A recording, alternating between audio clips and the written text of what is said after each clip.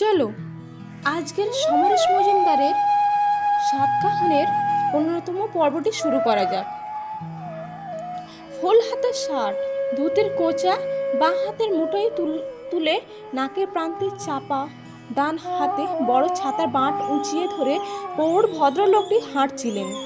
তার ছাতার নিচে গোলগাল ফর্সা লাজুক মুখের মেয়েটি পা ফেলেছিল শামুকের মতো। মাঝে মাঝে কোঁচার খুঁটি সরিয়ে প্রৌঢ় কথা বলেছিলেন, কোনো দিকে তাকাবে না। মাস্টার যখন ডাকবে তখন তার পিছনে পিছনে অন্য মেয়েদের সঙ্গে ক্লাসে ঢুকে মাঝখানে বসবে। আবার ক্লাস শেষ হলে মাস্টারের পেছনে পেছনে মেয়েদের ঘরে এসে বসবে। কলেজ ছুটি হলেই আমি গেটে এসেই দাঁড়াবো। দেখো বেশিক্ষণ যেন আমাকে দাঁড়াতে না হয়। মেয়েটি ঘাড় নাড়ালো, তার মুখ থেকে কোনো কথা বের হলো না। হেদুয়ার পাশ দিয়ে যাওয়ার সময় প্রৌঢ় বাঁদিকে তাকালেন। সেখানে বসন্ত কেবিনের নামে একটি রেস্টুরেন্ট রয়েছে। কিছু এঁচড়ে পাকা ছেলে সারাদিনে আড্ডা মারার জায়গা ওটা। তারপরে কসমস নামে আর একটি রেস্টুরেন্ট। এই দুটির সামনে দিয়ে যাওয়ার সময় অনেক মন্তব্য বাতাসে উড়ে আসে। প্রৌঢ় আবার কোঁচার খুঁটি সরলেন। কোনো বাদ ছেলে যদি আগ বাড়িয়ে কথা বলতে আসে তাহলে তাকে বলে দেবে যে তোমার বাবা ওসব পছন্দ করেন না।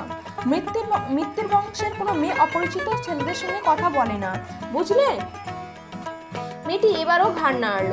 ইতিমধ্যে তারা কলেজের গেটের সামনে পৌঁছে গিয়েছিল। কলেজটি খুবই প্রাচীন। বিবেকানন্দ এবং সুভাষচন্দ্র ওই কলেজে একদা পড়াশোনা করেছিলেন। এখন কলেজের প্রিন্সিপাল একজন সাহেব। কলেজের গেটের ভিতরে কার্তিক সেজে আসা ছেলেরা ভিড় করে বসে আছে সিঁড়ি দখল করে। প্রৌঢ় মেয়েটিকে নিয়ে গেলেন লেডিস কমন রুমের দরজা পর্যন্ত। ছাতাটা সামনে সরিয়ে নিতেই মেয়েটি সুইং ডোর ঠেলে ভেতরে ঢুকে গেল। সেখানে থেকে ভেসে আসছে মেয়েদের হাসি, কথাবার্তা। প্রৌঢ় ঘুরে দাঁড়াতেই সিঁড়িতে বসে কোনো ছেলে মন্তব্য করলো সজোরে, হিপ হিপ হুপ, গার্ড জিরাফ। প্রৌঢ় রাগত চোখে সেদিকে তাকাতেই সবাই মুখ নিরীহ করলো। তিনি গেটের বাইরে আসবার জন্য পা বাড়াতে পিছনে যেন হাসির তুবড়ি ফাটলো, যেন খুব মজার কথা শুনলো সবাই। গেটের বাইরে এসে প্রৌঢ় বাঁ দিকে তাকালেন। সেখানে কিছু অভিভাবক মেয়েদের পৌঁছে দেওয়ার পর কিছুক্ষণ নিজেদের মধ্যে কথাবার্তা বলেন। ইতিমধ্যে আলাপ হয়ে গিয়েছে তাদের সঙ্গে। পাঞ্জাবি ধুতি পরা বসুবাবু ডাকলেন, আসুন মিত্তির বাবু। প্রৌঢ় মিত্তির কাছে পৌঁছে চাপা গলায় বললেন, অসম্ভব, এই কলেজে মেয়েকে পড়ানো যাবে না, আবহাওয়া খুব বদ হয়ে গিয়েছে। বসুবাবু মাথা নাড়লেন। এই কথাই হচ্ছিল। মেয়ের মায়ের যন্ত্রণা শুনে বিয়ে ক্লাসে ভর্তি করেছিলাম। এখন ঠিক করেছি, বিয়ে দিয়ে নিস্তার নেব। ঘোষবাবু কথা বলেন করে বললেন, আবহাওয়া এমন ছিল না। আজ ট্রাম রাস্তাটা পার হওয়ার পর থেকেই ব্যাটারা আওয়াজ দিয়ে কান ঝালাপালা করে ফেললো। দুধের মেয়েকে কোলে নিয়ে যান দাদু। ও খুকি দাদু খাবে, ও খুকি দাদু দুধ খাবি?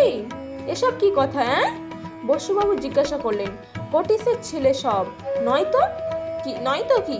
তাহলে এক কাজ করলে হয়, চলুন সবাই মিলে প্রিন্সিপালের কাছে নালিশ করি। কটিসের একটা ইজ্জত আছে। এখানে যদি মেয়েদের সম্মান না থাকে তাহলে আমরা তাদের পড়াতে পারবো না। চ্যাটার্জিবাবু মুখ খুললেন। গতকাল বাড়িতে তুলকালাম কাণ্ড। মেয়ে তার মাকে বলেছে বাবাকে নিষেধ করো আমার সঙ্গে কলেজে যেতে। সবাই ঠাট্টা করে, বলে আমি এখনো দুধের মেয়ে, খুব লজ্জা লাগে। মিত্তিবাবু চোখ কপালে তুললেন। বলেন কি, আইবুড়ো মেয়ে একা কলেজে আসতে চাইছে? উফ, দেশ স্বাধীন হওয়ার ফলটা দেখেছেন? বসুবাবু চোখ তুলে বললেন, ওই যে এনাদের জন্য দেখেছেন? প্রৌঢ় এবং বৃদ্ধরা একসঙ্গে তাকালেন। একটি মেয়ে দুটি ছেলের সঙ্গে কথা বলে কলেজের গেট দিয়ে ঢুকে গেল। মিত্তিরবাবু বললেন, নিশ্চয়ই রিফিউজি। তা নয় তো কি? চ্যাটার্জি মুখ বেঁকালেন। এই বাঙালগুলো এসে দেশটাকে উচ্ছন্নে নিয়ে গেল। পাকিস্তানি পেদিয়ে এসে আর হুড়মুড় করে চলে এলো এদেশে। তা নয় তো কি? রেফিউজি। চ্যাটার্জি মুখ বেঁকালেন। এই বাঙালগুলো এসে দেশটাকে উচ্ছন্নে নিয়ে গেল। পাকিস্তানিরা পেদিয়েছে আর হুড়মুড় করে চলে এলো এদেশে। জওহরলাল আর বিধান রায় যে কেন এদের ঢুকতে দিল? বসুবাবু বললেন, বিধান রায়কে ধুচ্ছেন কেন মশাই? হাজার হোক এরা বাঙালি। বাঙালি? মিত্তির বাবু গর্জে উঠলেন। বাঙালির কোনো ঐতিহ্য এদের মধ্যে আছে? বাপ বসে গেছে ফুটপাতে কাটা কাপড় বিক্রি করতে। যাদবপুর গড়িয়ায় যান, দেখবেন জমি দখল করে কলোনি বানাচ্ছে সব। তাদের ঘরের মেয়েরা স্কুল পার হতেই মেম সাহেব হয়ে গেছেন সব। ড্যাংড্যাঙিয়ে কলেজে ঢুকছেন বর খুঁজতে। আর এরাই আমাদের মেয়েগুলোর মাথা খাবে মশাই। চলুন, যাবেন তো প্রিন্সিপালের কাছে? অতএব যাওয়া হলো। 7 জন অভিভাবক মিনিট 5 অপেক্ষার পর তার ঘরে ডাক পেলেন। এই কলেজের প্রিন্সিপালের খ্যাতি আছে প্রশাসক হিসাবে। কখনো কোনো অন্যায়ের সঙ্গে আপোষ করেন না। রাজভারী ভদ্রলোকটি অভিভাবকদের আসন গ্রহণ করতে বলে আগমনের কারণ জানতে চাইলেন। অভিভাবকদের মধ্যে বসুবাবু আবালা ইংরেজি খবরের কাগজ পড়েছেন। অন্যদের পৈতৃক অবস্থা ভালো থাকায় বেশি দূর পড়াশোনার সুযোগ হয়নি। তাছাড়া বাঙালির সঙ্গে ইংরেজি বলতে বাঙালি যে সুবিধে পায় ইংরেজির সঙ্গে তা পাওয়া যায় না। অতএব দলের হয়ে বসুবাবু কথা শুরু করলেন। স্যার, আমাদের মেয়েরা আপনার কলেজের ছাত্রী। স্কটিশ কলেজের একটা সুনাম ঐতিহ্য আছে। আমরা সবাই উত্তর কলকাতা অত্যন্ত ঐতিহ্যশালী পরিবারের মানুষ। ইচ্ছে করলে আমরা বেথুন কলেজে মেয়েদের ভর্তি করতে পারতাম, কিন্তু সেখানকার পড়াশোনা আবহাওয়া ঠিক না থাকায় আমরা আপনাদের কলেজে ভর্তি করেছিলাম। বসুবাবু খুব ভেবেচিন্তে ইংরেজি শব্দ ব্যবহার করেছিলেন এবং সেটা করতে পেরে আনন্দবোধ হচ্ছিল তার। প্রিন্সিপাল গম্ভীর গলায় জিজ্ঞাসা করলেন, আপনাদের সমস্যাটা কি? বসুবাবু চটপট জবাব দিলেন, ছেলেরা মানে? আপনার কলেজের ছেলেরা মেয়েদের সঙ্গে অশ্লীল আচরণ করছে। সে কি? কোন ছেলে? তৎক্ষণাৎ উত্তেজিত হলেন প্রিন্সিপাল। নাম জানি না স্যার, কিন্তু কলেজে শুরু হওয়ার সময় আপনি যদি মেন গেটে কিছুক্ষণ দাঁড়িয়ে লক্ষ্য করেন তাহলে বুঝতে পারবেন। নাম বললে আমার সুবিধা হতো। আচ্ছা, কি ধরনের অশ্লীল আচরণ করে? খারাপ মন্তব্য দূর থেকে ছুড়ে দেয়। একা পেলে কথা বলতে চায়। কি কথা বলে? তা জানি না স্যার। মানে আমাদের মেয়েরা ওদের কথা বলতে সুযোগ দেয়নি। প্রিন্সিপাল অবাক হলেন। আমি ঠিক বুঝতে পারছি না। এটা এডুকেশনাল কলেজ, ছেলেমেয়েরা স্বাভাবিকভাবে কথা বলবেই, এটা স্বাভাবিক। আমি নিজে ওদের কথা বলতে দেখেছি, কিন্তু সেই মেয়ে তো কোনো কমপ্লেন করেনি। মিত্তিরবাবু আর পারছিলেন না, এবার বলে ফেললেন, ওরা Bangali sir, Bangal. Refugee from East Bengal, no culture, no backdated. Principal মাথা নাড়লেন। আপনাদের এইসব কথা খুবই অযৌক্তিক। যখন মেয়েকে এই কলেজে পড়তে পাঠিয়েছেন তখন জানতেন যে এখানে ছেলেরাও পড়ে। ছেলেদের সঙ্গে কথা বললে যদি আপনাদের আপত্তি হয় তাহলে আপনারা মেয়েদের এই কলেজে থেকে নিয়ে যেতে পারেন। আর যদি সত্যি কোনো ছেলে আপনাদের মেয়েদের সঙ্গে খারাপ ব্যবহার করে থাকে তাহলে প্রমাণ দিন, আমি ব্যবস্থা নেব। আর হ্যাঁ, আমি কাল কলেজ গেটের থেকে দেখব কে কি করে। এবার আসতে পারেন আপনারা। যে স্লিপে নিজেদের নাম লিখে দিয়েছিলেন অভিভাবক, সেটি তুলে নিয়ে বেল বাজালেন প্রিন্সিপাল। এর 1 ঘন্টা পরে প্রতিটি ক্লাসের নোটিশ গেল। এই নামের অভিভাবক অভিযোগ করেছেন যে কলেজের ছাত্ররা তাদের মেয়েদের বিরক্ত করে। যদি এমন ঘটনা পুনরাবৃত্ত ঘটে তাহলে কলেজে কর্তৃপক্ষ ব্যবস্থা নেবেন। ছাত্রদের মধ্যে হইচই পড়ে গেল। যে সব ছেলেরা নিতান্তই নিরীহ তারা গা করল না, কিন্তু ব্যাপারটা ছাত্র ইউনিয়ন পর্যন্ত পৌঁছে গেল। তারা সিদ্ধান্ত নিল দোষী ছেলেদের বিরুদ্ধে ব্যবস্থা নেবে। এখন পর্যন্ত ছাত্র ইউনিয়ন মেয়েদের প্রতিনিধিত্ব বড় চোখে পড়ে না। মায়া চ্যাটার্জি নামে একটি মেয়ে, যে পড়াশোনায় যথেষ্ট ভালো এবং উত্তর কলকাতায় মানুষ হয়েও ব্যতিক্রম, ছেলেদের সঙ্গে নানা আন্দোলনে সক্রিয় ভূমিকা নেয়। তার ওপর দায়িত্ব পড়ল ওই অভিভাবকদের মেয়েদের সঙ্গে কথা বলে বিস্তারিত জানার। মায়া সম্পর্কে বেশিরভাগ মেয়ে এক ধরনের ঈর্ষা লালন করে। চোখ মুখে কথা বলে যে মেয়ে বামপন্থী মানসিকতায় যে উজ্জীবিত, ছাত্র অধ্যাপকদের সঙ্গে অত্যন্ত সাবলীল কথা বলতে যায়, যার অসুবিধা হয় না, তার সম্পর্কে উত্তর কলকাতা একান্নবর্তী প্রাচীন ঘরানায় মানুষ হওয়া মেয়েরা কিছুতেই সহজ হতে পারে না। তারা যখন কমন রুমে বসে শাড়ি রান্না এবং ছেলেদের চাহনি নিয়ে পরস্পরের মতো বিনিময় করে, তখন মায়া ছেলেদের সঙ্গে মিছিল করে ইনকিলাব জিন্দাবাদ বলে। ইউনিয়ন অফিসে বসে তুই তোকারি করে। মায়াকে নাকি রাত 8টাতে ট্রামে দেখা গেছে। সন্ধ্যার পর কলকাতার বাসে ট্রামে মহিলাদের একা দেখতে পাওয়া এখনো বিরল ঘটনা। দিনের বেলায় মাসিদের সঙ্গে দর্জিপাড়া থেকে ঝামাপুকুর ট্রামে যাওয়া চলতে পারে, কিন্তু আলো নিভলে নিভলেই একজন বেটা ছেলের সঙ্গে না থাকলে কেউ পথে নামবে না। এরকম পরিস্থিতিতে মায়া নাকি রাত্রে একাই যাওয়া আশা করে। এমনকি কলকাতার সবচাইতে খারাপ জায়গা ধর্মতলাতেও মায়া একা যায়। মায়ার সঙ্গে মেয়েদের কিছু অংশে ভাব আছে। এরা পাকিস্তান থেকে আসা মেয়ে, অবশ্য মায়ার মতো সাহসী নয়। এরা কিন্তু মায়া ওদের পছন্দ করে। পাকিস্তান থেকে আসা মেয়েদের কথা শুনলে ভীষণ মজা পায় সবাই। তাদের ব্যঙ্গ করতে চেষ্টা করে সবাই মিলে। অনেকে পাকিস্তানের মেয়েদের বাঙালি বলতে রাখতি নয়। যারা লিখিত বাংলা ভাষায় কথা বলে না তারা বাঙালি নয়, এই রকম একটা ধারণা তাদের মধ্যে জেগে বসছে। এখনো সংখ্যায় পাকিস্তানের মেয়ে খুব কম। দলে যারা ভারী তাদের শাসন চলে কমন রুমে। কিন্তু যেসব পাকিস্তানি মেয়ে এই কলেজে ইতিমধ্যে 2 বছর পড়ে ফেলেছে তারা অনেক অভিজ্ঞ হয়ে উঠেছে। আজ তারাই সেই মেয়েদের পিছনে লেগেছিল যাদের অভিভাবকরা প্রিন্সিপালের কাছে অভিযোগ জানাতে এসেছিলেন। মেয়েগুলো চোখ লাল করে বসেছিলেন। ওদের মনে হচ্ছিল পৃথিবীর সব মেয়ে কোনো সুবিধা ভোগ করে থাকে, শুধু তারাই যেন এক বন্দিদশায় দিন কাটাচ্ছে। এই সময় মায়া এলো কমন রুমে, এসে টেবিল বাজিয়ে চিৎকার করে বলল, বন্ধুগণ তোমরা একটু মন দিয়ে শোনো। কয়েকজন অভিভাবক প্রিন্সিপালের কাছে অভিযোগ করেছেন যে এই কলেজের ছাত্ররা তাদের মেয়েদের সঙ্গে অশালীন ব্যবহার করেছে। এ ব্যাপারে ছাত্র ইউনিয়ন ব্যবস্থা নিতে চাই। আমি সেই সব মেয়ের সঙ্গে কথা বলতে চাই যাদের অভিভাবক অভিযোগ করেছেন, কিন্তু দেখা গেল কেউ জানে না কাব্য অভিভাবক এই কাণ্ডটি করেছেন। তবে কেউ মনে করতে পারল না কোন ছেলে তাদের অপমান করেছে কিনা। মায়া হাসলো। তোমরা ছেলেদের সঙ্গে যত দূরত্ব রাখবে তত তাদের খারাপ বলে মনে হবে। এ ব্যাপারে মেয়েদের মধ্যে যারা কলকাতায় জন্মেছে এবং বড় হয়েছে তাদের নতুন করে ভাবার সময় হয়েছে। এই 8টি মেয়ে সেদিন বাড়ি ফিরে যাওয়ার পর নিশ্চয়ই কিছু ঘটনা ঘটেছিল। দেখা গেল বসুবাবু এবং চ্যাটার্জিবাবু আর তাদের মেয়েদের ছাতির আড়াল দিয়ে কলেজে নিয়ে আসছেন। 3টি মেয়ে একাই কলেজে ঢুকছে, আর বাকি 3জন কলেজে আসাই বন্ধ করে দিয়েছে। তাদের অভিভাবকরা ট্রান্সফার সার্টিফিকেট নিয়ে হয়তো অন্য কলেজে মেয়েদের ভর্তি করিয়েছেন। মাসখানেকের মধ্যে জানা গেল ওই 3জনের একজনের বিয়ে। প্রেসিডেন্ট কিংবা বড় ব্র্যান্ড নয়, দীপা ভর্তি হয়েছিল স্কটিশ চার্চ কলেজে। সুভাষচন্দ্র ব্যবস্থা করেছিলেন। মিশনারি স্কুল, পড়াশোনা আবহাওয়া রয়েছে, বিখ্যাত মানুষরা পড়াশোনা করেছেন এককালে। তাছাড়া সুভাষচন্দ্র এক পরিচিত ভদ্রলোকের সূত্রে অধ্যাপক কনক বন্দ্যোপাধ্যায়ের সঙ্গে যোগাযোগ হয়েছে বলে তিনি দীপাকে বাজি করিয়েছেন স্কটিশে পড়তে। সুবিধা এই যে স্কটিশের নিজস্ব মেয়েদের হোস্টেলে রয়েছে, যা হাঁটা পথে কলেজ থেকে মিনিটে 5 আর সুভাষচন্দ্রের বাসা এই তল্লাটাই বিপদে আপদে চটপট যোগাযোগ হবে। কলেজে ভর্তি হওয়ার পরে এইসব নাটক দেখে কলকাতা সম্পর্কে অন্যরকম ধারণা তৈরি হয়েছিল দীপার। জলপাইগুড়ির মতো মফস্বল শহরে মেয়েরা অভিভাবকের যতটুকু আস্থা বা বিশ্বাস পেয়ে থাকে কলকাতায় তা পায় না। দেখে সে অবাক হলো।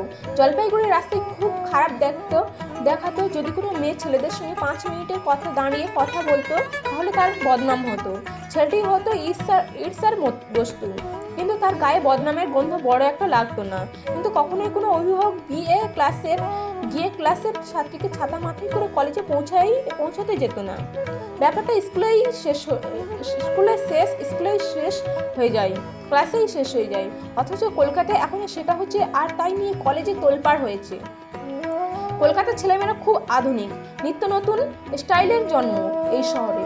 শিল্প, সংস্কৃতি, পীঠস্থান ইত্যাদি গল্প তারা ছেলেবেলা থেকে শুনেছিল, কিন্তু বাস্তবে দেখা যাচ্ছে এর অনেকটা সত্যি হলেও পাশাপাশি একটা অন্ধজ্ঞ মানসিকতা কলকাতা বহন করে চলেছে। কয়েক বছর আগের মনোরমা মানসিকতার সঙ্গে যার কোনো তফাৎ নেই, এই রকম অবস্থায় মায়া তার দৃষ্টি আকর্ষণ করেছিল। কোনো রকম আড়ষ্টতা ছাড়াই একটি মেয়ে ঘুরে বেড়ায়, স্পষ্ট কথা বলে, তার জন্য কোনো অনুশোচনা করে বেড়ায় না। রমলেশনের পরে এমন কাউকে তো সে দেখেনি। হোস্টেলের নাম ডানধাস। বাঙালি মেয়েরাই সংখ্যাগরিষ্ঠ, কিন্তু বেশ কিছু শিলং এবং গ্যাংটকের মেয়েও স্কটিশে পড়তে এসছে। তারা বেশিরভাগ সময় থাকে দল বেঁধে, কথা বলতে চায় ইংরেজিতে। বাঙালি মেয়েরা এদের সঙ্গে কথা বলতে চায় না, ইংরেজি বলতে হবে বলে। বাঙালি মেয়েরা এসছে বিভিন্ন জেলা অথবা অন্য প্রদেশ থেকে। তাদের প্রত্যেকেরই অবস্থা যে ভালো তা জিনিসপত্র এবং সাজগোজ দেখলেই বোঝা যায়। এই হোস্টেলের কেউ গামছা ব্যবহার করে না, কিন্তু শৈশব থেকে তোয়ালে ব্যবহার করার অভ্যাস দীপার হয়নি। দ্বিতীয় দিনেই স্নানের ঘরে যাওয়ার সময় নীনা নামের একটি মেয়ে ঠোঁট বেঁকিয়ে বলেছিল, এমা তুমি গামছা ব্যবহার করো? হ্যাঁ, কেন? ইস, চটচটে লাগে না? মুখ ঘষে যায় না? ওটা তো একটুও সফট নয়। আমার অভ্যেস হয়ে গিয়েছে। আমি বাবা মরে গেলেও গামছা মুখ মুছতে পারবো না। দীপার তোষক খুবই পাতলা। সেই জলপাইগুড়ি কলেজে যাওয়ার সময় অঞ্জলি একটা পুরনো তোষক দিয়েছিল ব্যবহার করতে, সেটাকে কলকাতায় নিয়ে এসছে। তার উপরে যে সুজনি দুদিন অন্তর পাল্টায়, সে দুটোও সাধারণ।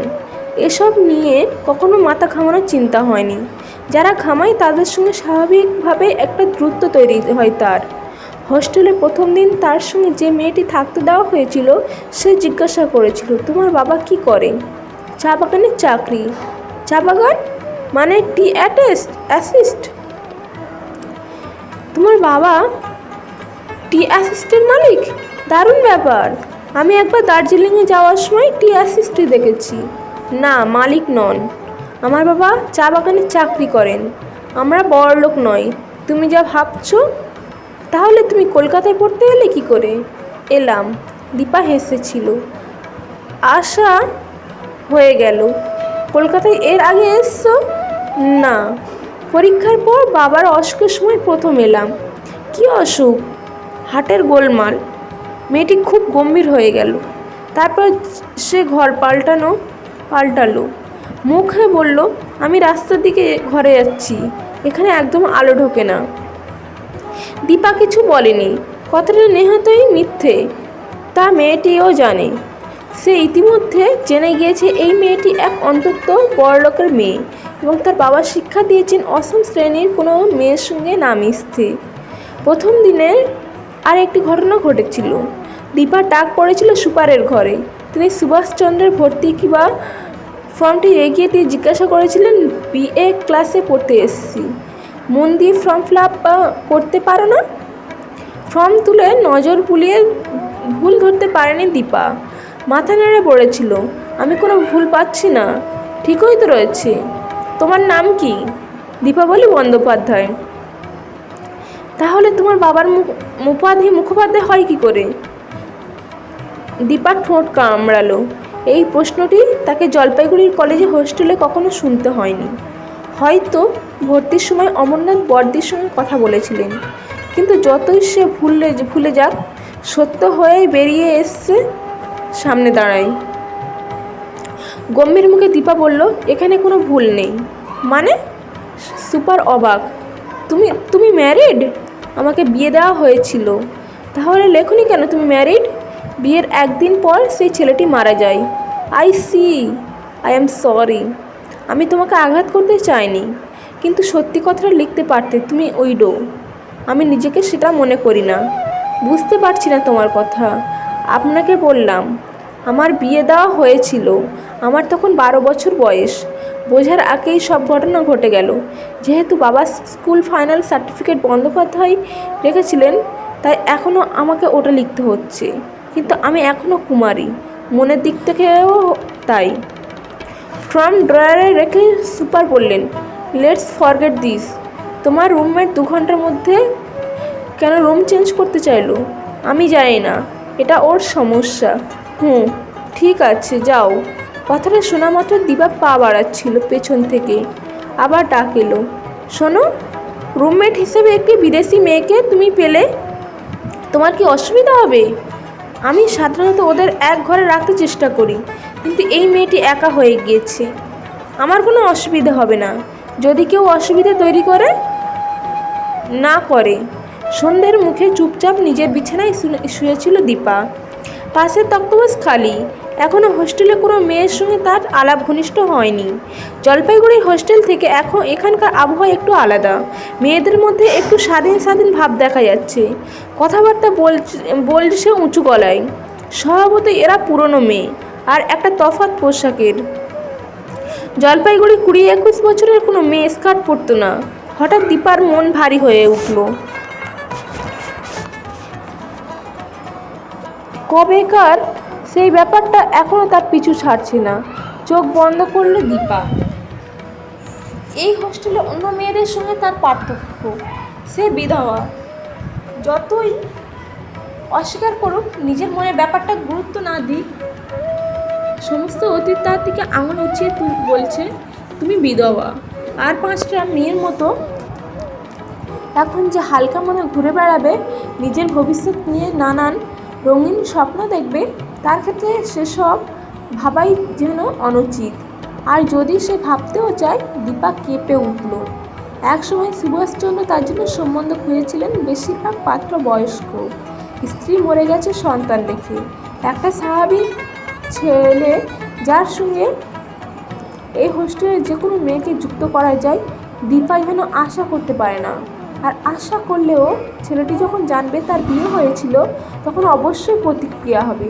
সে যে কুমারী, স্বামীর সঙ্গ তাকে কোনোভাবেই নষ্ট করেনি, একথা বোঝাবে কে? বন্ধ চোখের পাতায় চলকে উঠল সে অসুস্থ তরুণের মুখ। কি যন্ত্রণা নিয়ে প্রীতি আদেশ পালন করতে মরিয়া হয়ে উঠেছিল ফুলশয্যায় রাতে। দীপার ধাক্কায় ছিটকে পড়েই আহত টিকটিকির মতো নেতিয়ে গিয়েছিল, যার শরীরে কয়েকটা হাড় চামড়ায় আটকানো রয়েছে। শেষ অবস্থায় তাকে অনুরোধ করেছিল প্রতুলবাবুকে মিথ্যে কথা বলতে। কেন? নিজের অক্ষমতা লজ্জা ঢাকার জন্য?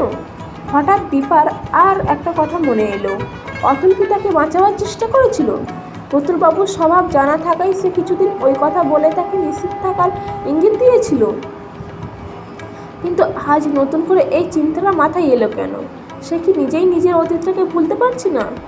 যে জীবন সেই ফুলশয্যা রাতেই শেষ হয়ে যাওয়ার কথা ছিল, তাকে অনেক মাপ পেরিয়ে আজ কলকাতায় এনেও কোনো অস্বস্তি হচ্ছে। এক ঝটিকায় সে উঠে বসল। তার বয়সের একটি মেয়ে যদি ভবিষ্যতের স্বপ্ন দেখে, তাহলে সেই স্বপ্নে কেন একটি সহজ ছেলের সঙ্গে বিবাহিত জীবনযাপন করার কথা আসবে? বিয়ে ছাড়া কি মেয়েদের কোনো কিছুতেই পূর্ণতা নেই?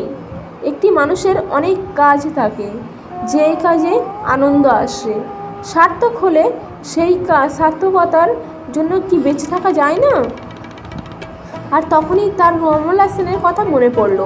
50-এর দশকে শিলিগুড়ির মতো শহরে বিবাহিত না হয়েও একজন পুরুষ বন্ধুর সঙ্গে বাস করতে কতখানি সাহসী দরকার হয়। এটা সাহস না, ব্যভিচার, এমনি তর্ক উঠতে পারে।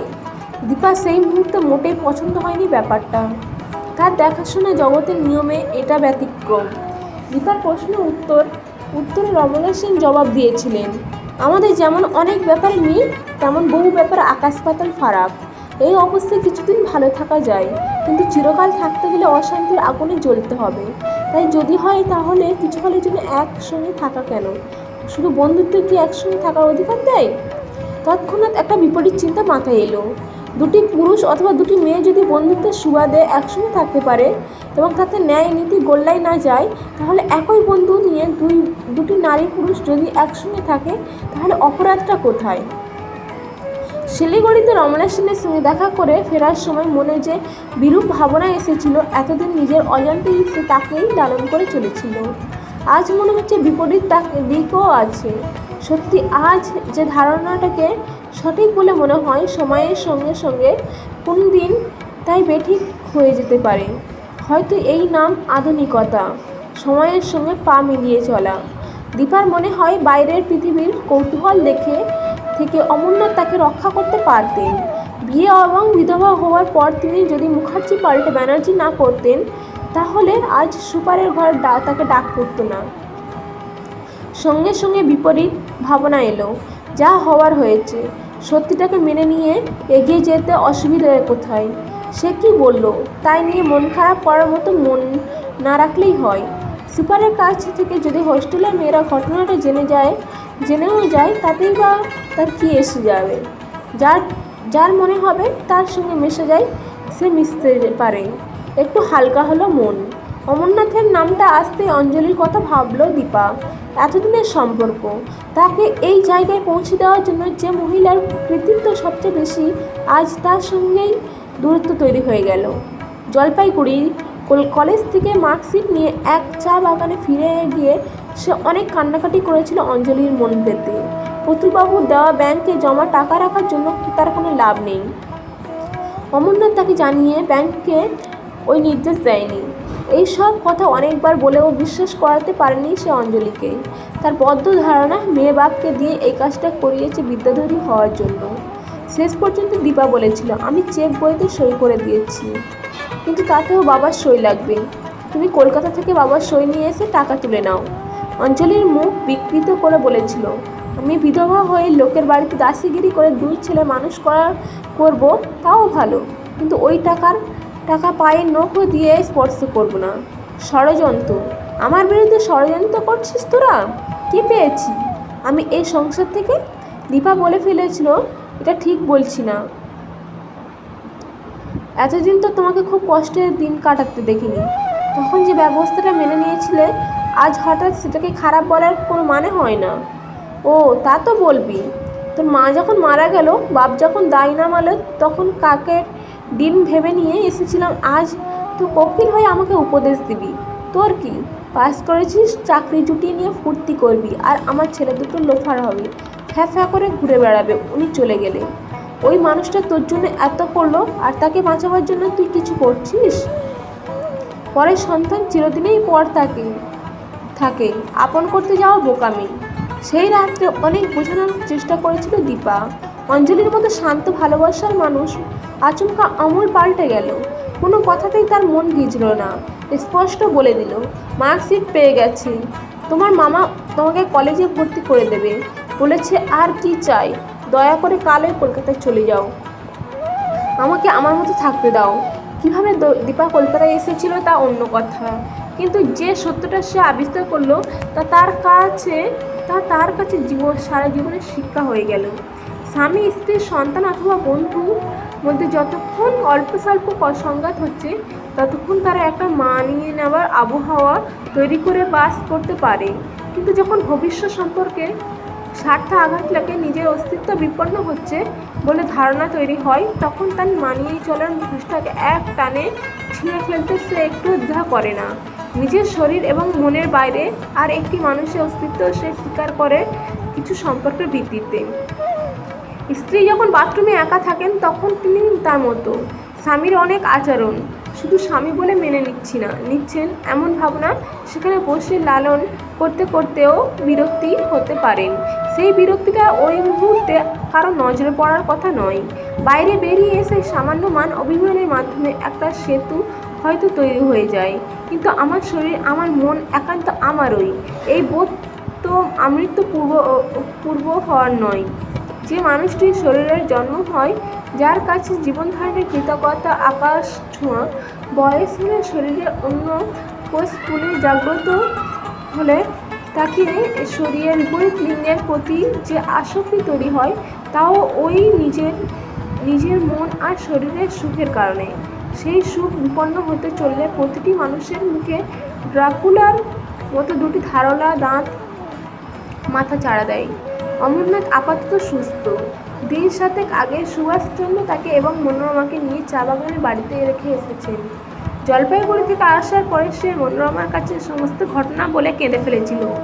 মনোরমা চুপ করে গিয়েছিলেন। অনেকক্ষণ বাদে বলেছিলেন, তুই কোনো অন্যায় করিসনি। যাওয়ার 2 দিন আগে দীপা অমরনাথকে জিজ্ঞাসা করেছিল সে কলকাতায় পড়বে কিনা। চিকিৎসার জন্য যে অর্থ ব্যয় হয়েছে, যে ঋণ করতে হয়েছে, তা ব্যাংকের টাকায় শোধ দিতে সে আগ্রহী। অমরনাথ বলেছিলেন, তাহলে এত কষ্ট করে তোমরা আমাকে এখানে নিয়ে এলে কেন? চা বাগানেই আমি স্বস্তিতে মরতে পারতাম। মানে? অবাক হয়ে গিয়েছিল দীপা। আমি যা করেছি তা অনেক ভেবেচিন্তে করেছি। তুমি কলকাতার কলেজে ভর্তি হবে, আর এ ব্যাপারে আমি কোনো আলোচনা করতে চাই না। তুমি আমার হাতে ব্যাংকের নির্দেশ দিয়ে চিঠিটা লিখে দাও। চুপচাপ শুয়ে থাকলো দীপা। সুভাষচন্দ্র ফিরে এসে জানিয়েছিল অমরনাথ খুব ভালো নেই, এখনও চাকরিতে যোগ দেননি। কিছুদিনের মধ্যে যোগ দিতে পারবেন কিনা সন্দেহ। বারংবার বলে দিয়েছেন দীপা যেন মন দিয়ে পড়াশোনা করে। অন্য কোনো ব্যাপার তার চিন্তা করার দরকার নেই। অমরনাথের মানসিকতা বুঝতে পারছে দীপা। কৃতকর্মের প্রায়শ্চিত্ত করার জন্য ভদ্রলোক কোনো বাধা মানবেন না। হঠাৎ ঘরের দরজায় শব্দ হলো। হোস্টেলের পুরো পেয়ারা রেডিও আর সুটকেস নামিয়ে রেখে চলে গেল এবং তারপরে বাইরে একটি মেয়ের গলায় শোনা গেল, this is my room. G ma'am sub. চোখ মেলে তাকালো দীপা। ঘরের দরজায় যে দাঁড়িয়ে আছে তার উচ্চতা অন্তত 5 ফুট 8, সুন্দর ফিগার, পরনে প্যান্ট শার্ট, কাঁধে ব্যাগ, গায়ের রং কুচকুচে কালো, মাথায় চুল কুকড়ে এটা বসছে নাকি চ্যাপটা, কিন্তু দাঁতে সহজ হাসি। মেয়েটি এগিয়ে এলো। Hello, I am Gloria, you live here? উঠে বসে মাথা নেড়ে হ্যাঁ বলল। গ্লোরিয়া হাত বাড়ালো। Then I am your roommate, I am from Zambia. নরম হাতে হাত মিলালো দীপা। তারপর বলল, I am Deepavali. Deepavali, how sweet, what's the meaning of it? এক অদ্ভুত অভিজ্ঞতা। এতকালে চেনা জানা মানুষ এবং তাদের আচরণের যে অভ্যাস তৈরি হয়েছিল তার সঙ্গে কোনো মিল নেই গ্লোরিয়ার আচরণে। এতকাল দীপার মনে হতো বাঙালি মেয়ে হিসাবে এত অল্প বয়সে যে এমন অনেক কাজ করেছে যা সাধারণ নিয়মের মধ্যে পড়ে না। স্বাধীনতা 10-12 বছর পরেও মেয়েরা শুধু মেনে নিয়ে বেঁচে থাকতেই অভ্যস্ত হয়ে গিয়েছে। অনেক ব্যাপারে জিভে কেন শব্দটি উঠে এলো, তারা সেটাকে গিলে ফেলতে পারলেই বেঁচে যায়। মাঝে মাঝে এই ধারণাও তীব্র হয়েছে যে মেয়েদের বড় শত্রুই হলো মেয়েরাই। নলিনী কিংবা আনা জানতো কী জন্য তাকে ওই বয়সে বউ করে আনছেন প্রতুলবাবু। তারা এও জানতো অতুলচন্দ্রের স্বাস্থ্য কী রকম সুস্থ, তবু তারা প্রতিবাদ করেননি। নিজের স্বার্থ আনা তার উপকার করেছে। মেয়ে হিসাবে আরেকটি মেয়েকে সম্মান জানাতে নব্য। মনোরমা তার উপর বৈধব্য নিয়মাবলী চাপিয়ে দিতে চেয়েছিলেন। সে প্রতিবাদ করেছিল, পরে কিন্তু প্রাথমিক অবস্থায় মেনে নিতে বাধ্য হয়েছিল। সে বিধবার মতো জীবনযাপন করুক, তা অন্তত অমরনাথের মুখ ফুটে কখনো বলেনি। অঞ্জলিও মনোরমাকে বোঝাতে এগিয়ে যাননি। সে নিজে পটু একটু করে যখন ওইসব নিয়মের পাঁচিল ভেঙে স্বাভাবিক হয়েছিল, তখন চা বাগানে বিভিন্ন কোয়ার্টার্স বয়স্করা ফিরিয়ে কথা বলতেন এই নিয়ে। রমলা সেন ব্যতিক্রম। তিনি ঔদ্ধত্য এবং স্বাধীনতা একসঙ্গে ব্যবহার করেছেন। এখন মনে হয় তার অনেক কাজের পিছনে কোনো যুক্তি নেই। যেভাবে মাঝরাতে জঙ্গলের রাস্তায় তিনি অমরনাথের সাইকেলে চেপে অচেনা বাড়িতে এসে রাত কাটিয়েছেন, সেটা কোনো অবস্থাতেই সমর্থনযোগ্য নয়। একটা রাত গাড়ির মধ্যে কাটালে তার যে ক্ষতি হতো, সেই একই ক্ষতি অচেনা লোকের সাইকেলে উঠলেও হতে পারত। কলকাতায় এসে বাসা বাড়িতে ওঠার পর যে মেয়েটির সঙ্গে তার আলাপ হয়েছিল, সে কিছুটা স্বাধীনতার সুযোগ চুরি করে নিয়েছিল। সিনেমা এবং লুকিয়ে চুরিয়ে ছেলেদের সঙ্গে মেশার মধ্যে সেই স্বাধীনতা আনন্দ উপভোগ করে তৃপ্তি পাই সেই। কিন্তু তার বাইরে এই কলকাতার মেয়েরা এখনও পথ পৃথায় বিশ্বাস করে। রিকশায় উঠে মধ্যবয়সী মহিলারা পদে ফেলে দেন সামনে। মির্জাপুর স্ট্রিটে উল্টো দিকের বাড়িতে এক মহিলা সারা দুপুর খড়খড়ি ফাঁক করে রাস্তা দেখতেন। জানালা খুলে দেওয়ার সাহস তার ছিল না। মাঝে মাঝেই মনে হয় সাহস নেই।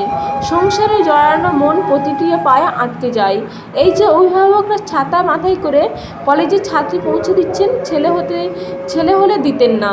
হয় তারা মেয়েটিকে সাবালিকা ভাবেন না, অথবা সাবালিকা ভাবেন বলেই ভয় করেন, যেন পৃথিবীর সমস্ত পুরুষ তার মেয়ের ওপর ঝাঁপিয়ে পড়বে একা পেলেই, এবং সেই ননির পুতুল তাদের হাতে নিজেকে তুলে দেবে। অথবা এখনও হতে পারে ওইরা নিজেদের মেয়েকেই সন্দেহ করেন, যেন ফাঁক পেলেই মেয়েটি কোনো গহীর্ত কর্ম করতে ছটফট করবে। হ্যাঁ, ব্যতিক্রম নিশ্চয়ই আছে, কিন্তু এখনও তার চোখে পড়েনি।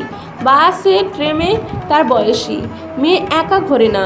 সে শুনেছে ঘটিদের বাড়িতে নাকি এ ব্যাপারে আরও কড়াকড়ি। সেখানে দাদার বন্ধুদের দিকেও চোখ তুলে তাকানো নিষেধ। মা মাসি না থাকলে সিনেমায় যাওয়ার কথা কেউ ভাবতে পারে না। এখন অবশ্য ভারতে বিয়ের পিঁড়িতে বসতে হয় না, কিন্তু এদেশের 90% মেয়ে 20তে পড়তে না পড়তেই কোনো রকমভাবে শ্বশুরবাড়ি চলে যায়। প্রথম রাতে গ্লোরিয়ার সঙ্গে কথা বলতে বেশ অসুবিধাই পড়েছিল দীপা। ইংরেজি বলে একদম অভ্যেস নেই, তার লিখতে আটকায় না। তার ওপর গ্লোরিয়ার কথা বলার ধরন একদম অন্যরকম, একটু জড়ানো আর উচ্চারণও আলাদা। কর্তার পর ক্রিয়া এবং তার কাল নিয়ে মোটেই মাথা ঘামায় না সে। মাঝে মাঝে কথা ব্যবহার না করে 2-3টে শব্দ মনের কথা বোঝায়। বিছানাপত্র সাজিয়ে জুতো খুলে বিছানায় বাবু হয়ে বসতেই ওর কাছে আর 2টি মেয়ে এসেছিল। 3জনাই লিভিংস্টন নামে একটা শহরে থাকতো। নিজেদের মধ্যে চিৎকার চেঁচামেচি হাসাহাসি করলো ঘণ্টাখানেক। গ্লোরিয়া তার সঙ্গে ওদের আলাপ করিয়ে দিয়েছিলেন, যে মেয়েটির নাম লুসাকা।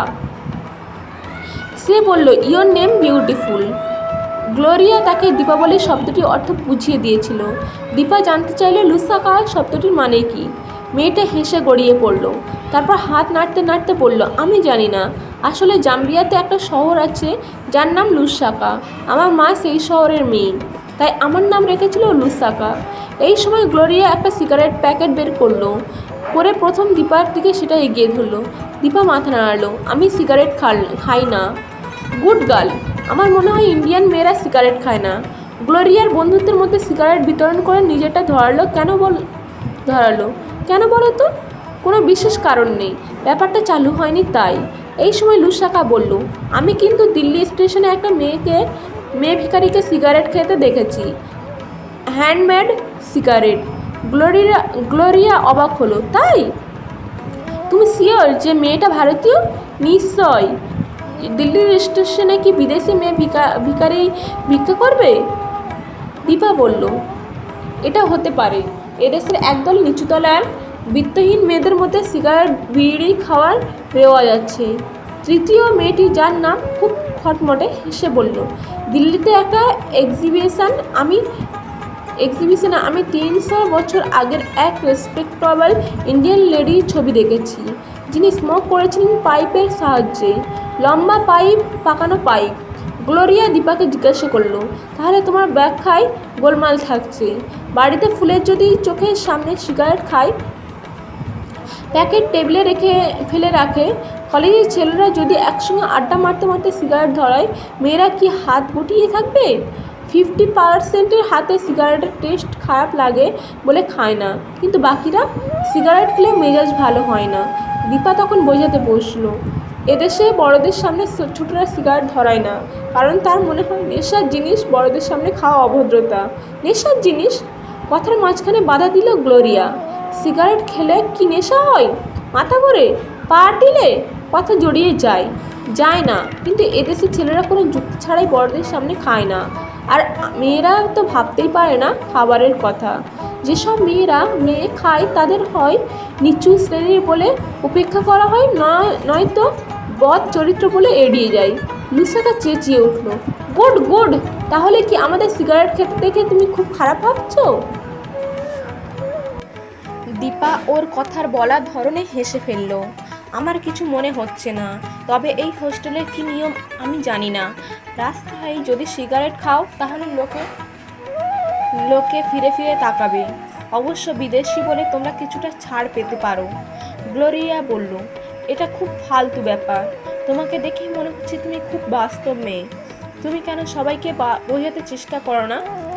আমাদের দেশ এখনো পড়াশুনো চল বেশি হয়নি। বেশিরভাগ মানুষই দারিদ্র সীমার নিচে, কিন্তু তারা তো অযৌক্তিক কিছু আঁকড়ে বসে থাকে না। দীপা বলল, তোমাদের দশ সম্পর্কে আমি কিছু জানি না, শুধু দেশ সম্পর্কে আমি কিছু জানি না, শুধু শুনেছি আফ্রিকার মানুষের মাংস খেত। 3টে মেয়ে একসঙ্গে চিৎকার করে উঠল। খটমটে নামের এই মেয়েটি একটু রেগে গিয়ে বলল, তোমরা কি আমাদের দেখে ক্যানিবাল বলে মনে হচ্ছে? দীপা লজ্জা পেল। আমি বলছি এমন ঘটনা শুনেছি। গ্লোরিয়া বলল, খুব মিথ্যে শোনোনি। একসময় জঙ্গলে এই ধরনের কিছু আদিবাসী ছিল, এখন সেটা ভাবাই যায় না। তাছাড়া আফ্রিকা একটি বিশাল মহাদেশ। মরক্কো, আলজেরিয়া থেকে সাউথ আফ্রিকার কেপ প্রভিন্স পর্যন্ত গাদা দেশ। আচার ব্যবহারে জীবনযাত্রায় প্রচুর পার্থক্য, তাই আফ্রিকার মানুষকে তুমি একই চেহারায় ফেলতে পারো না। রাতে দীপা ওদের সঙ্গে খেতে নামলো। সে লক্ষ্য করলো অন্য বাঙালি মেয়েরা তার দিকে অদ্ভুত চোখে তাকাচ্ছে। 3টে জাম্বিয়ান মেয়ের সঙ্গে তার কি করে ভাব হলো, এমন প্রশ্ন সবার মনে। একজন মন্তব্য করলো, উরিক বাস, কি কালো, অন্ধকারে খালি গায়ে হেঁটে গেলে বোঝাই যায় না কেউ যাচ্ছে। আর একজন মন্তব্য করলো, কালো মেম সাহেব সঙ্গে একজন ভিড়ে গেছে। বাবা, আমি মরে গেলেও ওদের সঙ্গে এক ঘরে থাকতে পারবো না। খাওয়ার টেবিলে বসে লুসাকা ঝুঁকে পড়ে দীপাকে জিজ্ঞাসা করলো, ওরা কি আমাদের সম্পর্কে কিছু বলছে? দীপা অস্বস্তিতে পড়লো। দূরের মেয়েগুলোর দিকে তাকালো সে। তারপর গলা তুলে জিজ্ঞাসা করলো, শোনো, এরা জিজ্ঞাসা করছে তোমরা কি এদের নিয়ে কিছু আলোচনা করছো? কি জবাব দেবে বলে দাও। দুটো মেয়ে একই সঙ্গে মাথা নামিয়ে খেতে লাগলো। দীপা মাথা নাড়ালো না। ওরা কোনো জবাব দিল না। ডাল, ভাত, তরকারি আর মাছ খেতে তিনজনের খুব অসুবিধা হচ্ছিল। হাতে করে খেতে পারবে না বলে চামচ চেয়ে নিল তিনজনেই। কিন্তু খাওয়ার শেষে অর্ধেক খাবার পড়ে রইল। গ্লোরিয়া বলল, প্রথমবার তো দিন তিনেকের মধ্যে এই খাবার অভ্যাস করে ফেলবো। লসিকা বলল, আমার গলা পেট জ্বলছে, প্রচুর মশলা, আমাদের সুপারের সঙ্গে কথা বলা উচিত। ওরা তো আমাদের সেদ্ধ খাবার দিতে পারে।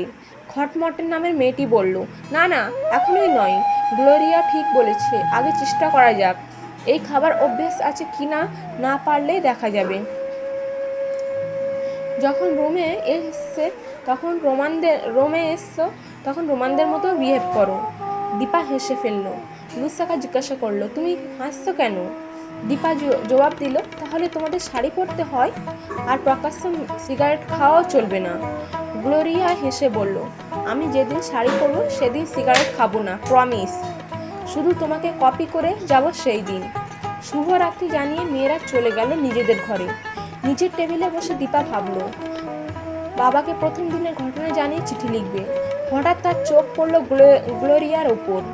এক টানে ওপরের জামা খুলে বিছানায় ছুঁড়ে দিয়ে ফ্যানের রেগুলেটর বাড়িয়ে দিল গ্লোরিয়া। হকচকিয়ে গেল দীপা। আজ পর্যন্ত কোনো মেয়েকে নগ্ন শরীরে শুধু ব্রা পরা অবস্থায় দেখেনি সে। ওই অবস্থায় কিছু গোছ গাছ করছে গ্লোরিয়া। দীপা চোখ বন্ধ করলো। গ্লোরিয়া বলছিল, আমরা ভাবতাম ক্যালকাটাতে বেশ ঠান্ডা পড়ে, এক গাদা গরম জামা কাপড় মিছিমিছি বয়ে আনলাম। দীপা চোখ বন্ধ করলো। এটা কি স্বাভাবিক আচরণ? সে কি ওইভাবেই দাঁড়াতে পারত? নিজের কাছে উত্তরটা স্পষ্ট, কিন্তু তবুও তো গ্লোরিয়াকে খারাপ মনে হচ্ছে না। কোনো রকম আড়ষ্টতা নেই, সংকোচ নেই। আচ্ছা, নিজের মনে যদি কোনো পাপ বোধ না থাকলে তাহলে যে সেই কাজটা কি অন্যায় নয়? প্রায় সেমিজের মতো, অথচ কাঁধে সরু স্টেপের একটা জামা, যার প্রান্ত হাঁটু পর্যন্ত পৌঁছেছে। শরীরে জড়িয়ে শুয়ে পড়ল গ্লোরিয়া। বিছানায় মাথা রেখে বলল, তুমি মর্নিং ওয়াক করো? দীপা মাথা নাড়ালো, না, কিন্তু করা উচিত। শরীর ভালো থাকে, মন আরও ভালো হয়ে যায়। তাছাড়া খুব ভোরে পৃথিবীর বেশিরভাগ মানুষের মন পেঁচালো হয় না। যেসব জায়গায় প্রচুর বদনাম আছে, যেখানে দিনের বেলায় কোনো মেয়ে নিশ্চিন্তে হাঁটতে পারে না, সেখানে সকাল হবার সময়টাই যদি হাঁটো তাহলে ঝামেলা হবে না। কারণ বদমায়েশি করার জন্য মানুষের মন তখনও তৈরি হয়নি। আমার ভোরে ওঠার অভ্যেস আছে। তোমাকে ডাকবো? ডেকো। দীপা বড় আলো নিভিয়ে টেবিল ল্যাম্প জ্বালালো। গ্লোরিয়া জিজ্ঞাসা করলো, কি লিখছো তুমি? চিঠি। বয়ফ্রেন্ডকে? দীপা হাসলো। আমার বাবাকে। বাবা? শব্দটি মৃদু স্বরে উচ্চারণ করলো গ্লোরিয়া। তোমার বাবাকে ভালোবাসো তুমি? প্রশ্ন কানে যেতে দীপা মুখ ফিরিয়ে দেখলো টেবিল ল্যাম্পের আলো ঘরের ওদিকে যাচ্ছে না। প্রায় অন্ধকারে মিশে আছে গ্লোরিয়া বিছানায়। চট করে জবাব দিতে পারল না দীপা। সে কি অমরনাথকে ভালোবাসে? ভালোবাসা কাকে বলে? সে যেদিন স্কুল ফাইনাল পাস করেছিল সেদিন চা বাগানে স্কুলের মাঠে অমরনাথ অনেক ছেলে মেয়ে মাস্টারমশাইয়ের সামনে তাকে জড়িয়ে ধরে কেঁদে উঠেছিলেন। কেন? যে অমরনাথ প্রায় ঘাট থেকে নামানোর জন্য বালিকা অবস্থায় তার বিয়ে দিয়েছিলেন, তিনি কেন কাঁদবেন? তার রুচি এবং মনের গড়ন বুঝেও প্রতুলবাবুর হাত থেকে তার জন্য টাকা নিতে যে লোকটা দ্বিধা করেনি, ব্যাপারটা জানাজানি হয়ে যাওয়ার পর যার সঙ্গে সে কথা বন্ধ করে দিয়েছিল, নিজের অবস্থাতেও সেই একই লোক কেন ব্যাংককে নির্দেশ দেবে কলকাতার হোস্টেলের ঠিকানায় টাকা পাঠাতে? অমরনাথের জন্য মন কেমন করে উঠল। একেই কি ভালোবাসা বলে? না, অবশ্যই নয়। চোখের সামনে কোনো মানুষ দুর্ঘটনায় মারা গেলে মনে ব্যথা জমে, সেখানে ভালোবাসা কোথায়? সত্যি ভালোবাসা কারে কয়? দীপা মাথা নাড়ালো। আমি জানি না। আমি এও জানি না ভালোবাসা কাকে বলে। গ্লোরিয়া মাথা তুলল। অদ্ভুত, তুমি বলতে চাইছো এই বয়স পর্যন্ত কোনো ছেলেকে তুমি ভালোবাসোনি? তোমার কোনো বয়ফ্রেন্ড নেই? দীপা মাথা নাড়ালো। অসম্ভব। তোমার মধ্যে এত সুন্দরী দেখতে মেয়ে সম্পর্কে ছেলেরা উদাসীন থাকতে পারে না। দীপা বলি, তুমি আমার কাছে সত্যি বলছো না? গ্লোরিয়া, আমাদের দেশে বিয়ের আগে কোনো ছেলে মেয়ের বন্ধুত্ব এখনো প্রকাশ্য স্বীকৃত পায় না। কোনো অভিভাবক এটা করতে অনুমতি দেন না। আমি বললাম বন্ধুত্ব, আর তার বেশি এগিয়ে যেতে চাইলে বাড়ি থেকে বেরিয়ে যেতে হয়। গ্লোরিয়া উঠে বসলো। আমি তোমার কথা বুঝতে পারছি না। ভালোবাসতে হলে বাড়ি থেকে বেরিয়ে যেতে হবে? কি রকম সংখ্যায় এমন ঘটনা ঘটে? 10,000-এর একজন মেয়ে সাহসী হলেও হতে পারে, কিন্তু কেন? আমাদের এখানে মেয়েরা বিয়ে করে না, তাদের বিয়ে দেওয়া হয়। তার মানে তোমরা মন থেকে শরীরে পৌঁছাও না? একটা অচেনা লোকের সঙ্গে প্রথমে শরীরের সম্পর্ক তৈরি করে মনে পৌঁছাতে চাও?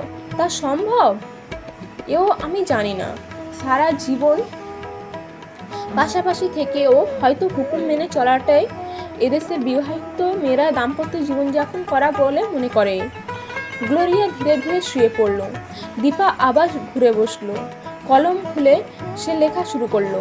শ্রী চরেনিশ্বর বাবা, তোমার শরীর এখন ভালো হয়নি বলে মামা বলেছেন। তুমি নিশ্চয় যত্নে আছো, কিন্তু চিন্তা ভাবনা করলে শুধু যত্নে শরীর সারবে না। আমার মনে হয় তুমি আমার জন্য চিন্তা করো। আমি বলি কি, আমি এখন অনেক বড় হয়েছি, আমার জন্য দুশ্চিন্তা করার কোনো কারণ নেই। আমি স্কটিশ চার্চ কলেজে ভর্তি হয়েছি, তা তুমি জানো। আমার হোস্টেলের নাম ঠিকানা পেছনে দিলাম, মামাই সব ব্যবস্থা করে দিয়েছেন। আজ এখানে আমার প্রথম রাত। আমার রুমমেট হিসেবে আছে আফ্রিকা মহাদেশের জাম্বিয়া বলে একটি দেশের মেয়ে। আমরা যাকে নিগ্রো বলি, এ তাই। কিন্তু এত পরিষ্কার কথা এবং আচরণ যে আমি মুগ্ধ হয়ে গিয়েছি। ওর গায়ের রং গাঢ় তামাটে, কথা বলে ইংরেজিতে। আমরা যেভাবে ইংরেজি বলতে এদেশে শুনেছি তা থেকে একটু আলাদা। একদম অজানা দেশ। কোনো মানুষের সঙ্গে এক ঘরে রাত কাটানোর অভিজ্ঞতা আমার এই প্রথম, তুমি জানো। কিন্তু অন্য মেয়েরা একে এড়িয়ে চললেও আমার শুধু কৌতূহল হচ্ছে। ক্লাস শুরু হবে আগামীকাল। তুমি ভেবো না, আমি মন দিয়ে পড়াশুনো করব। মাকে আমার প্রণাম, ভাইদের স্নেহ, আর তোমাকে আমার। দীপা কলম তুলল। ভক্তিপূর্ণ প্রণাম শব্দ দুটি অভ্যাসে এসে যাচ্ছিল। সে গ্লোরিয়ার দিকে তাকালো। গ্লোরিয়া এখন চুপচাপ, হয়তো ঘুমিয়ে পড়েছে। ও জিজ্ঞাসা করছিল বাবাকে ভালোবাসে কি না। ভক্তিপূর্ণ প্রণামে কি ভালোবাসা থাকে? দীপার ঠোঁট কামড়ালো। গত বছর থেকে আফ্রিকার কিছু দেশের সঙ্গে ভারতবর্ষের সাংস্কৃতিক আদান প্রদান প্রকল্পমতী ছেলেমেয়েরা এখানে পড়তে আসছে। সংখ্যায় তারা খুব অল্প এবং তাদের মেলামেশার চাহিদাটা খুবই সীমিত। গ্লোরিয়া তাদের ব্যতিক্রম। দীপার লক্ষ্য করছিল ওর মধ্যে একপ্রকার ভঙ্গি আছে। কেন নয়? এই প্রশ্নটা শুধু মুখে বলে ক্লান্ত হয় না, শরীরের ভঙ্গিতেও ফুটে ওঠে। প্রথম দিন ভোর 4টের সময় ঘুম ভাঙিয়ে বসে দীপা। একমাত্র পরীক্ষার আগে ছাড়া ওই সময়ে চোখ মেলার অভ্যেস নেই, কিন্তু মেনে নিয়েছিল সে। শাড়ি পাল্টে চুল আঁচড়ে বেরোবার জন্য তৈরি হতেই দেখতে পেল গ্লোরিয়া কিডস শর্টস আর জামা পরে তৈরি। সে আঁতকে উঠেছিল। ইমা! গ্লোরিয়া অবাক হয়ে একান্ত বাঙালি শব্দটি শুনে জিজ্ঞাসা করলো, ওটার মানে কি? তুমি কি ওই হাফ প্যান্ট পরে বাইরে বেরোবে? Half pant? এটা তো শর্টস। জগিং কিংবা দৌড়বার সময় সারা পৃথিবী মেয়েরা পরে থাকে। তোমার নেই? না, কিন্তু সবাই তোমার পায়ের দিকে তাকিয়ে থাকবে। থাকুক, my legs are not bad. সত্যি এত ভালো পা দীপা কখনো দেখেনি। অবশ্যই এদেশে বাঙালি মেয়েদের পা বাড়ে বছরের পর দেখা সম্ভব নয়। সে নিজের পা বাথরুমের বাইরে কোনোদিন দেখেছে কি? আর বাথরুমের ভেতরে পা দেখার কথা কখনো খেয়ালে থাকে না। কিন্তু গ্লোরিয়ার পায়ের গড়ন এত চমৎকার, একটু মেদ নেই। দীর্ঘ পা দুটি যেখানে যেমন হওয়া উচিত, মা কালীর পা থেকেও সুন্দর। দীপা ভেবেছিল বলে তুমি ঠিক করেছিলে, রোমে থাকতে হলে রোমানদের মতো আচরণ করা উচিত। অতএব এই বস্তুটি খুলে পায়ের পাতা ঢাকা প্যান্ট পরে বের হও, কিন্তু সে কিছু বলেনি। এখন এই সময়ে রাস্তায় নিশ্চয়ই মানুষ নেই। গ্লোরিয়া যদি এতে স্বস্তি পাক না। মুশকিল হয়েছিল হোস্টেলের মেন গেট নিয়ে। সেটি তালা মারা। সাধারণত আলো ফুটলে দারোয়ান চাবি বের করে। গ্লোরিয়া তালা দেখে জিজ্ঞাসা করলো, গেটকিপার কোথায়? তাকে ডাকতে হবে। দীপা একটা ঝামেলার গন্ধ পেল। 4:30টার সময় বেচারার ঘুম ভাঙলে সুপারের কাছে অভিযোগ পৌঁছাতে পারে। সে ডাকাডাকি করতে নিষেধ করলো। গ্লোরিয়া জিজ্ঞাসা করলো, কেন? আমরা কি গেট টপকে বাইরে যাব? মর্নিং ওয়াক করার রাইট আমাদের থাকবে না কেন? দারোয়ানের দরজায় ধাক্কা দিয়ে সে ঘুম ভাঙে লোকটার এমন অদ্ভুত পোশাকের মহিলা দর্শন পেয়ে লোকটা হতভম্ব। গ্লোরিয়া যা বলেছে তা তার মাথায় ঢুকছে না। দীপা একটু পিছিয়ে ছিল। এবার এগিয়ে গিয়ে বুঝিয়ে বলল ব্যাপারটা। লোকটা বলল, রাত 9টার পর সুপারের পারমিশন ছাড়া দরজা খোলা নিষেধ। দীপা বলল, ঠিক, কিন্তু এখন আর রাত কোথায়? দিন তো ফুটলো বলে সাতের এই মেম সাহেব সকালবেলা না হাঁটলে শরীর খারাপ হয়। কিছুক্ষণ ভেবে নিয়ে লোকটা দরজা তালা খুলেছিল। দীপার লক্ষ্য করেছিল তার বাইরে বেরিয়ে আসা মাত্র সে আবার তালা দিয়ে ভেতরে চলে গেল। এখনো অন্ধকার ফিকে হয়ে মাখামাখি কলকাতার শরীরে। গ্লোরিয়ার সঙ্গে পাল্লা দিতে পারছিল না দীপা। একেই সে অনেক লম্বা, তারপর ক্ষিপ্ত পায়ে চটপট এগিয়ে যাচ্ছিল হাঁটার ভঙ্গিতে। হেদুয়ার মুখে পৌঁছেই সে চিৎকার করে উঠল, আহ দারুণ, ওর ভেতরে দৌড়ানো যাবে। দীপা দেখল ওই সময় কিছু বৃদ্ধ প্রাতভ্রমণ করতে এসে হতভম্ব ভঙ্গিতে দাঁড়িয়ে পড়েছেন গ্লোরিয়াকে দেখে। গ্লোরিয়া তখন কোমরে হাত রেখে একই জায়গায় সোজা হয়ে লাফাচ্ছে। 20 বার লাফিয়ে গ্লোরিয়া থামলো। চলো দৌড়াই। দীপা হাত নাড়ালো, না বাবা, এই শাড়ি পরে দৌড়াতে পারবো না। তুমি কালকে শর্টস পরবে, আমার কাছে একটা নতুন আছে। দীপা মনে মনে বলল, পাগল। ওরা হেদুয়ার ভিতরে ঢুকে পড়ল। পেছন বৃদ্ধরা আসছে, তাদের সংখ্যা এখন বেড়েছে। গ্লোরিয়া বলল, তুমি জোরে হাঁটো, আমি দৌড়াই। বলেই সে দৌড়াতে লাগলো। এখন অন্ধকার, যাবো করছে। গ্লোরিয়ার শরীরটা এখন একটা কালো চিতার মতো ক্ষিপ্ত ভঙ্গিতে এগিয়ে যাচ্ছে। ইতিমধ্যে হেদুয়ার বেড়াতে আসা কিছু মানুষ থমকে এগিয়ে ছুটে দেখতে আরম্ভ করলো। একা হাঁটতে আরম্ভ করতেই দীপার বেশ ভালো লাগলো। অল্প হাওয়া বইছে, আকাশটা পরিষ্কার হচ্ছে। অনেক আগে চা বাগানের এমন ভোরে সে বিছানায় ছেড়ে উঠে শিউলি ফুল কুড়োতে ছুটে যেত। তখন কি আকাশ আরো উজ্জ্বল, আরো নীল থাকতো? বয়সের সঙ্গে সঙ্গে প্রকৃতিও কি উজ্জ্বল হারায়? হঠাৎ পিছন থেকে গ্লোরিয়ার গলা ভেসে এলো, hurry up girl. 1 round complete. পাশ কাটিয়ে সে ছুটে গেল। আবার একটু করে শরীর ঝরঝরে ভাব এলো দীপার। মন ভালো। 2বার পাক খেয়ে দীপার পাশে এসে দাঁড়ালো গ্লোরিয়া। এর মধ্যে বেশ ঘেমে গেছে সে। হেদুয়ার সাঁতার কাটতে ক্লাব মেম্বাররা চলে এসছে। সেদিকে তাকিয়ে গ্লোরিয়া বলল, কস্টিউম আনলে একটু সাঁতার কাটা যেত। দীপা বলল, রক্ষে করো, তোমার এই পোশাক দেখার জন্য পেছনে দর্শক জমে গিয়েছে। গ্লোরিয়া পিছনে ফিরে লোকগুলো দেখলো, তারপর হাসলো। এদের ভয় পাওয়ার কিছু নেই, কারণ এদের দাঁত নেই, নখ নেই, শুধু চোখ আছে। আমাকে কেউ যদি চোখ দিয়ে রেফ করে খুশি হয়, আমি শুধু তাকে করুণা করতে পারি, তার বেশি কিছু না। পুরুষ মানুষকে যে কত খারাপ হতে পারে তা আমার চেয়ে বেশি কেউ জানে না। দীপাবলি কলেজে মায়ের সঙ্গে চমৎকার সম্পর্ক তৈরি হয়ে গেল দীপার। এক অকপট কথাবার্তা, খামোখা লজ্জা না টেনে আনা ছেলেদের সঙ্গে প্রকাশ্য তুই তোকারি করে নিজের মতামত জানিয়ে দেওয়া। ও যেন 50 দশকের বাঙালি মেয়ে নয়। মায়া বলেছিল, আমাদের দেশের মেয়ের এককালে স্বাধীনতা সংগ্রাম করেছে মাতঙ্গিনী হাজরা, প্রীতলতা ওয়েদার, এমন কত মহিলা। কিন্তু এখন 4-5 তাকালে কেউ কি সে কথা বিশ্বাস করবে? দীপা জবাব দিয়েছিল, যেসব ছেলে রাস্তায় দাঁড়িয়ে আড্ডা মারে, মেয়েদের সিটি দেয়, সেসব লোক ব্যাগ হাতে করে অফিসে কেরানিগিরি করতে যায়, অথবা যে বাঙালিরা টাকা রোজগারের ধাক্কায় ছুটে বেড়াচ্ছে তাদের দেখে কেউ কি বলবে একজন সুভাষচন্দ্র এদের মধ্যে থেকেই উঠে এসেছিলেন? Well said. মায়া ওর হাত চেপে ধরেছিল। আমি একচোখা হয়ে গিয়েছিলাম। আচ্ছা দীপা, তোমার এদেশের রাজনীতি সম্পর্কে কি ধারণা? কোনো ধারণা নেই। তুমি কমিউনিজম নিয়ে পড়াশোনা করেছো কখনো? না, সেই সুযোগ পাইনি। পড়তে চাও? আপত্তি নেই, আমি তোমাকে পড়তে দেব। আমি বিশ্বাস করি ভারতবর্ষে মানুষের স্বাধীনতা 1947-এর 15ই আগস্ট হয়নি। একমাত্র কমিউনিজমের আদর্শে এদেশে প্রতিষ্ঠা হলেই মানুষের প্রকৃতির স্বাধীনতা আসবে। কমিউনিস্টরা দেশকে স্বাধীন করবে মানুষকে। তুমি আমাদের ইউনিয়ন অফিসে এসো না। না মায়া, আমি রাজনীতিতে জড়াতে চাই না। কিন্তু রাজনীতি ছাড়া কোনো আধুনিক মানুষ বাঁচতে পারে না। ধরো তুমি কোনো সৃষ্টি করতে চলেছো, এবং তার জন্য তোমার একটা অনুকূল পরিবেশ পাওয়া দরকার। স্বার্থান্বেষী কোনো দল ক্ষমতায় থেকে সেই পরিবেশ তৈরি হতে দিচ্ছে না।